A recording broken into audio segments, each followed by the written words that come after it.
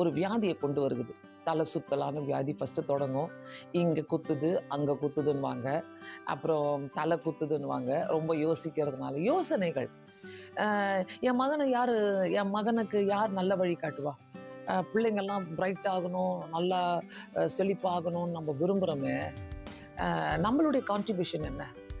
பிள்ளைங்களுடைய வாழ்க்கையில அ அவங்க வீட்டுக்குள்ள நுழையும்போதே, "ஏய் என்ன அம்மா எப்ப பாரு கோவமா இருக்கிறாங்க? என்ன அப்பா எப்ப பாரு எரிச்சலா இருக்கிறாரு? எப்ப பாரு திட்டிட்டே இருக்கிறாரு?" இந்த மாதிரி நெறைய காரியங்கள் நடக்கும்போது, வீட்டுக்குள்ள எந்த பேக்கேஜ் நம்ம வச்சுட்டு இருக்கிறோம்? சாத்தான் குடுத்த பேக்கேஜ் நம்ம வச்சுட்டு இருக்கிறோமா?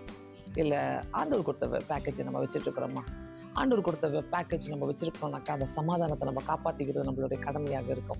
அந்த சந்தோஷத்தையும், சமாதானையும் வீட்ல ஜெபிக்கும்போதே, அன்னைக்குரிய சமாதான பேக்கேஜ் நம்மளுக்கு கர்த்தர் குடுத்துருவாரு. அந்த குடும்ப ஜெபம் நடக்கும்போதே கர்த்தர் குடுத்துருவாரு. தனிப்பட்ட ஜெபங்கள் நடக்கும்போதே கர்த்தர் நமக்கு அத குடுத்துருவாரு. அந்த பேக்கேஜ நம்மளுக்கு குடுத்துருவாரு.